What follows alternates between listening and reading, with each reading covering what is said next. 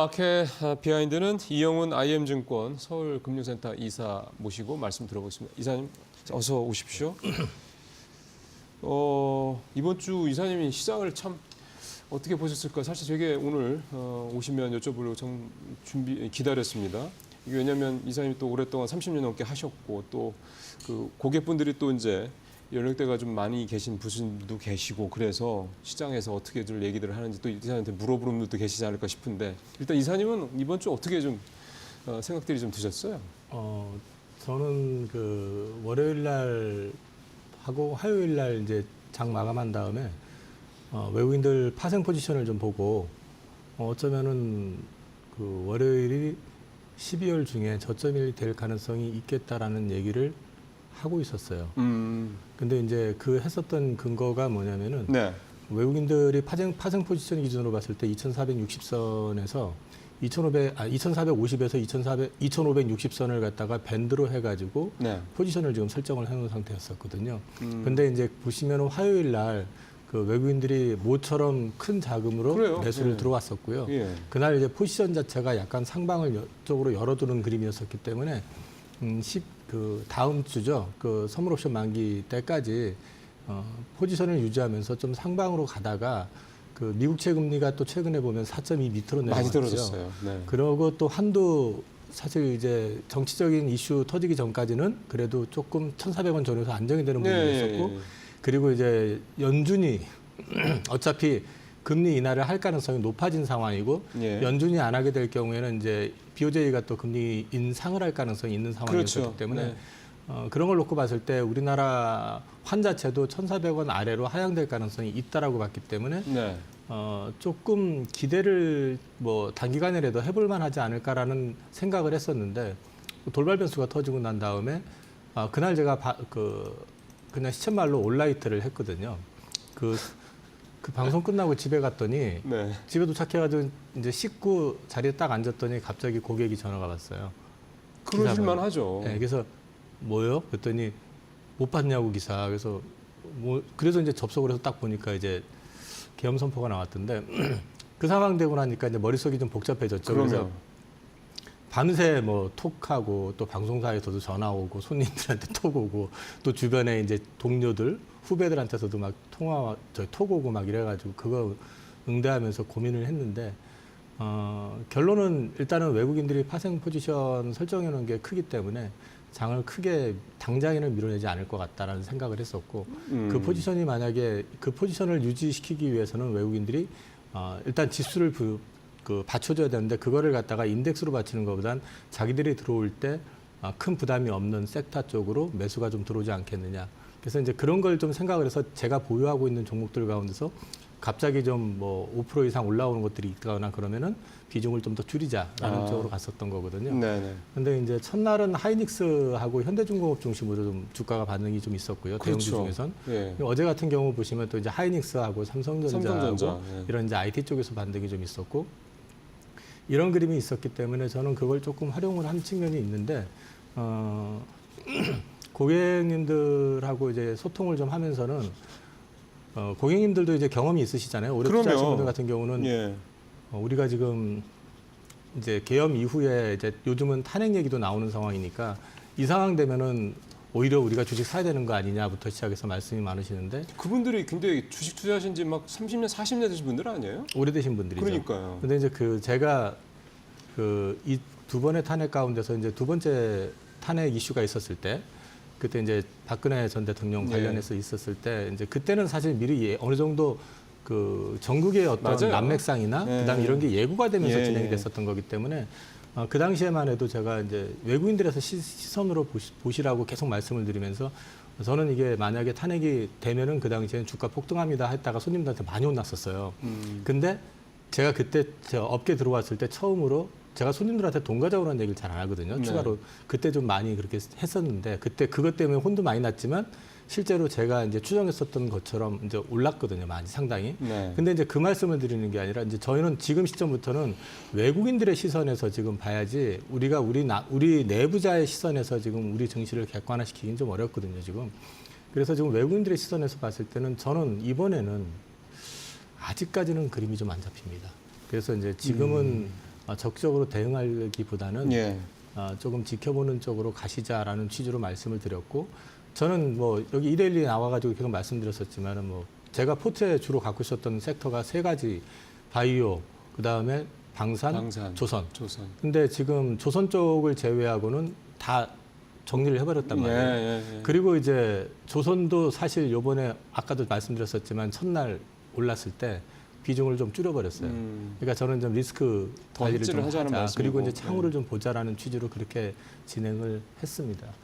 왜 박근혜 대통령 전 대통령 탄핵 때와 이번 탄핵 때, 그러니까 이번 탄핵이 아니라 이번 탄핵이 이제 소위 말하는 탄핵 정국이죠. 이제 들어왔습니다. 네네.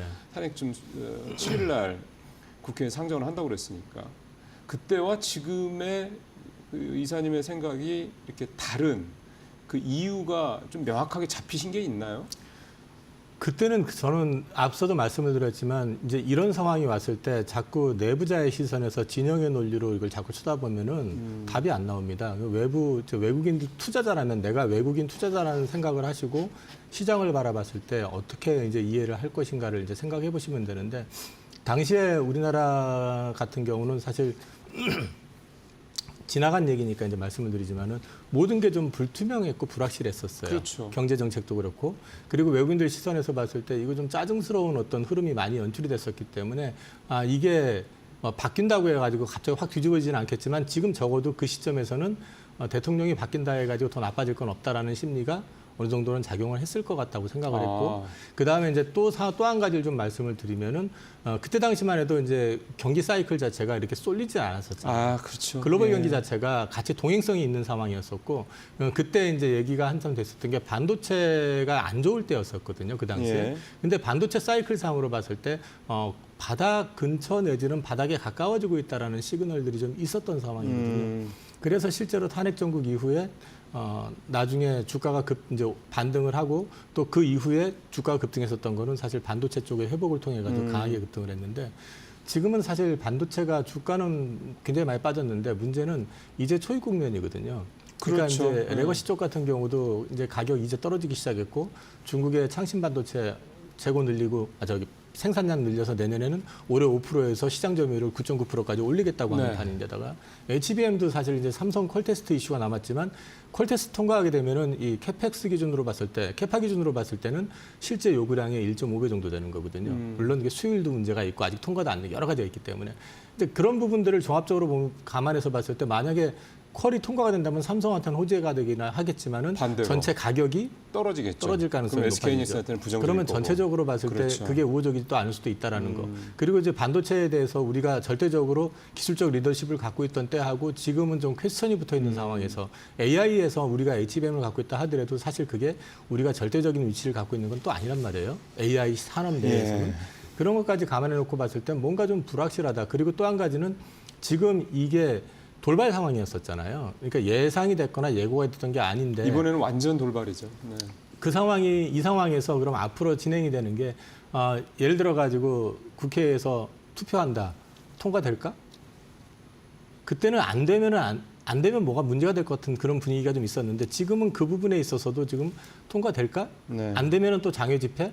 이러면서 또 혼란이 좀 더 이어질 가능성도 있을 거고. 네. 이제 이런 부분들이 아직까지 정리가 되어 있는 것이 없다라는 게 좀 많이 좀 부담스럽다. 그리고 이제 그렇게 된다고 그러면 외국인들은 지금 같은 경우 가뜩이나 미국 쪽으로 돈이 쏠려 있고 미국 네. 쪽으로 산업이 중심이 돼 있는 상태에서 한국을 놓고 보면은 지금 아닌데 싶었는데다가 이게 또 터진 상황이니까 한국에 대해서 포지션을 갖다가 야 이것 때문에 빠지면 주식 사야겠어.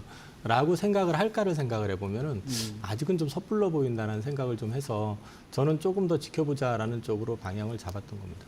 그렇게 되면 지금 외국인들이 소위 말하는 이제 파생해서 상방 포지션을 지금 잡고 있는 게 그 다음 주 옵션 만기일? 박스권으로 잡고 있었던 거죠. 예. 근데 그게 계속해서 그 포지션을 유지한다라는 건 아닌 거잖아요. 바뀔 수 있는 거 아닙니까?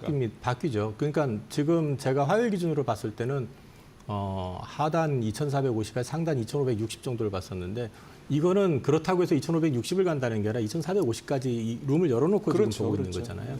근데 이제 어저께도 장중 내내 보면은 외국인들이 조금 변동을 보이기는 했지만 현물은 계속 팔고 있었고 선물하고 옵션 가지고 조정을 좀 했었거든요. 네.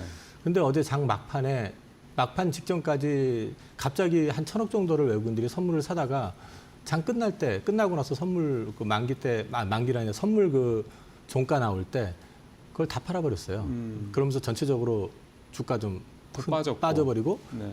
포지션도 조금 더 하방을 좀 열어놓는 포지션인 것 같아요. 그래서 그거는 아직 제가 최종 자료를 보질 못했기 때문에 그거는 오늘 가서 봐야겠지만 일단은 이번 주 초에 이제 말씀드렸었던 내용은 이미 이제 제껴놓고 이제는 봐야 제껴야 되고 된다. 이제 다음 주 옵션 만기 때까지 그래도 어쨌든 포지션을 갖고 있기 때문에 계속해서 확 밀어버린다기보다는 어느 정도 선에선 관리가 되겠지만 하방을 조금 더 열어놓지 않았을까 하는 생각은 하고 있습니다. 예.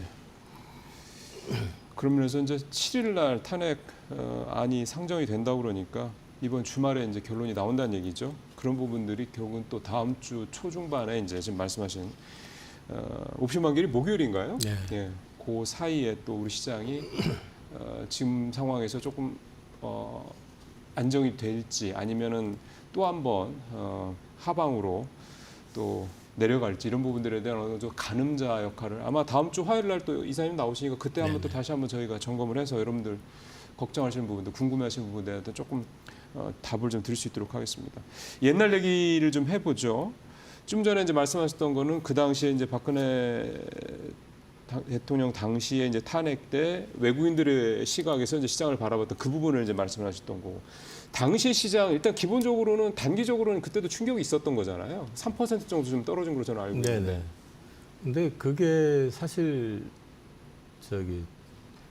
그 박근혜 전 대통령 시절만 하더라도 이미 그 긴 시간 동안에 이제 계속 노이즈가 축적이 돼 있었던 상황이었었고, 그렇죠. 그로 인해서 증시가 서서히 좋지 않은 구도로 가고 있었던 상황이었었거든요. 그러니까 먼저 선반영이 어느 정도 돼 있었던 상황이었었던 거고, 그리고 이제 외국인들 시선에서 봤을 때도 이게 뭔가 좀 이전과는 우리나라 경제 운영이라든지 이런 것들이 다르다.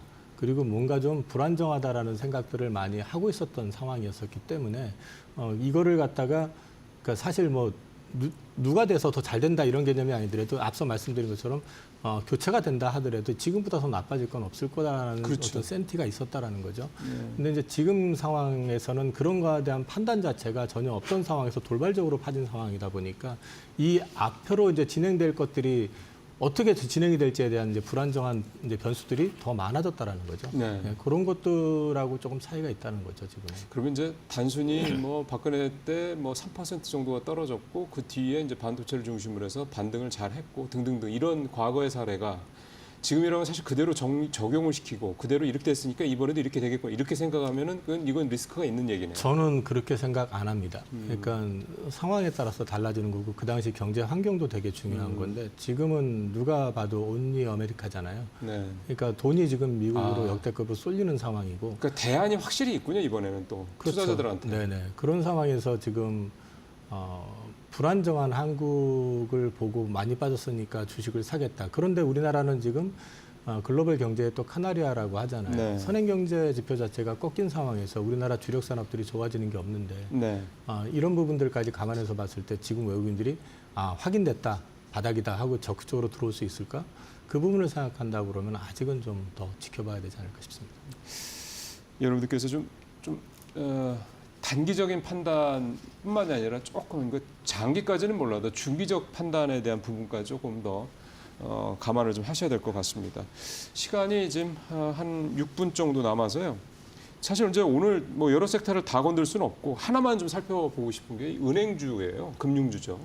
이틀 연속 KB만 해도 15%, 신한이 12% 이렇게 급락을 했거든요. 그러니까 사실은 우리 투자자분들 입장에서 봤을 때는 야 밸류업 때문에 금융주가 제일 수혜 보는 데들 아니야? 그리고 실제 주가도 많이 올랐잖아. 연말로 가면 갈수록 또 이 뭐 다음 주에 리밸런싱 때 KB금융 같은 게 좀 빠져 있는데 다시 들어갈 거다. 뭐 등등 이런 것 때문에 금융들이 좋았는데 하루아침에 분위기가 바뀌었습니다. 이걸 어떻게 좀 이해를 해야 될까요? 첫 번째 제가 말씀드리고 싶은 거는 우리나라 올해 증시 특징 중에 하나가 섹터별 쏠림이 심했었다. 그랬죠. 그 이제 방산, 조선까지는 아닌데 방산, 그다음에 바이오, 그리고 이 소위 말해서 은행주와 같은 밸류업 네. 이런 쪽은 항상 낙관 편향적이었거든요. 그렇죠. 계약이 안 되든 무조건 될 거야라는 쪽으로 치중해서 갔었고 그 다음에 이제 밸류업 하게 되면 앞으로 고배당 계속 할 거고 또 뭐 자사주 소각도 네. 굉장히 많이 할 거고 그러면은 회사를 갖고 있으면 나는 은행에 투자한 것보다 훨씬 더 많은 수익을 낼 거고 이런 낙관 편향적으로 왔었던 게 하나씩 과열을 좀 일으켰던 측면도 좀 있고요. 아. 그다음에 이제 두 번째는 보셔야 되는 게 이제 국가 신인도 문제입니다. 이게 이제 계엄 사태 선언했다가 풀었지만은 이거는 사실 국가에 대한 어떤 신인도 문제하고 좀 직결될 수 있는 부분인 게 인터넷이나 이런 데 돌아다녀 보시면 나오는 얘기가 우리가 그래서 개도국일 수밖에 없구나라는 자주 섞인 얘기들이 되게 많이 나오거든요. 그 사실 이제 이런 계엄령이 지금 21세기에 선포된 국가들을 한번 보시면 네, 우리가 사실 비교하기가 좀 그런 회사들이 대부분이거든요, 사실. 뭐 굳이 국가들이. 거론하지는 않겠습니다. 네, 그래서 이제 그런 신인도 문제가 이제 또 결국은 환율을 건드려가지고 그렇죠. 그날 당일날 1,440원 넘었었거든요. 근데 지금 1,414원, 15원 돼 있다고 해가지고 많이 떨어졌잖아 이렇게 생각할 수도 있지만 안심할 상황이 이거는, 아니라는 거죠. 네. 이거는 제가 보기에는 개입입니다. 일반적인 어떤 환의 움직임이라기보다는 개입일 가능성이 높습니다. 그나마. 네, 그렇지 개입, 않았으면은 지금 이렇게 1,440원 있지 갔을 않을 때 것 얘기죠. 같습니다. 예. 그러니까 개입에 의한 거기 때문에 이거 다음 달에 아마 외환 보유고라든지 그리고 또 그쵸. 기사도 나왔잖아요. 저기 네. 연금 통해 가지고 그 통화 수업 한 게 있어요. 예. 그런 것들도 좀 일정 예. 부분 개입이 됐을 가능성이 있고 그래서 이제 그런 부분들을 이제 왜 말씀을 드리냐면은 은행은 결국 해외에서 자금 조달을 해야 되잖아요. 그렇죠. 그럼 조달금리 자체가 높아질 수밖에 올라가죠. 없죠. 예. 그리고 저기 원화가 약세가 되게 되면은 그만큼 조건도 더 불리해질 거고요. 거고 또 신인도 문제가 떨어지면 등급에도 혹시 모르지만 하여가 영향이 있을 수도 있고. 여기에 이제 하나 더 붙여 있어보면 지난주 목요일 날 한은이 금리 인하를 전격적으로 단행했잖아요. 네. 그때 아마 제가 말씀을 드렸던 걸로 기억하는데 이거는 경기 침체를 갖다 사실상 선언한 거다. 그렇죠. 그렇게 될 경우에는 이제 앞으로 금리를 낮추게 되면은 금리 낮췄으니까 대출 문턱이 낮아지는 게 아니고요. 거기에 따라서 한계 기업들은 더 어려워질 수밖에 어려워질 수 없습니다. 있죠. 은행에서 더 바짝 조일 거라고요. 네. 근데 지금 9월 달에 나온 기사를 보면은 우리나라 지금 은행이 지금 기업들의 대출한 자금들 중에서 한 151조 정도가 한계 기업에 대출한 거거든요. 한계 기업이라고 하면 이자 자체도 내지 못하는 기업들. 이자 보상 배율이 1배 미만인 기업들. 내기가 예를 좀 들면. 버거운 기업들. 네.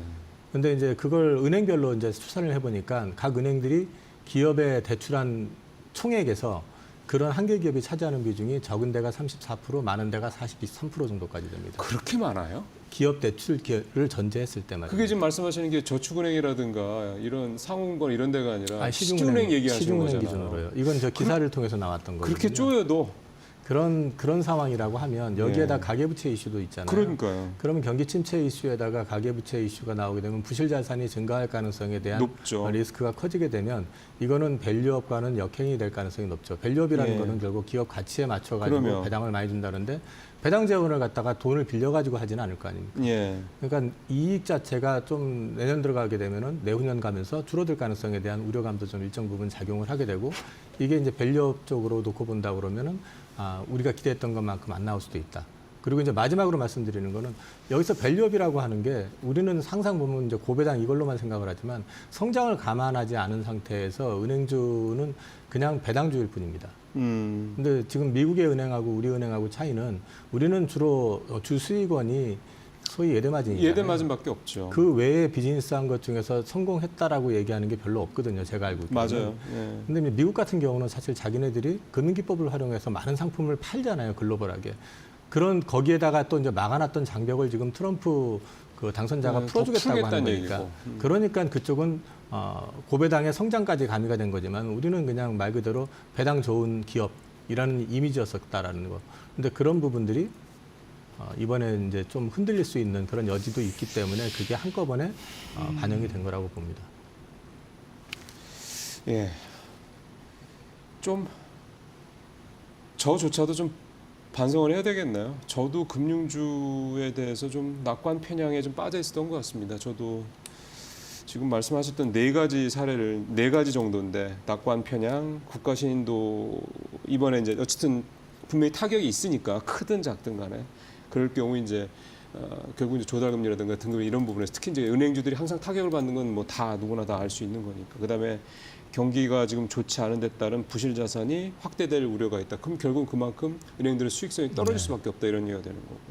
마지막으로 우리나라 금융주들이, 우리나라 은행주들이 과연 배당을 빼면 성장을 하는 기업이라고 할 수 있느냐? 미국이랑 우리는 다르다라는 이 부분들, 이 네 가지 포인트 부분들 딱 말씀을 들으니까 왜 요즘 금융주가 이렇게 생각했던 것보다 이렇게까지 떨어져야 되나라는 거에 대한 의문이 좀 해소가 좀 되는 그런 느낌이네요.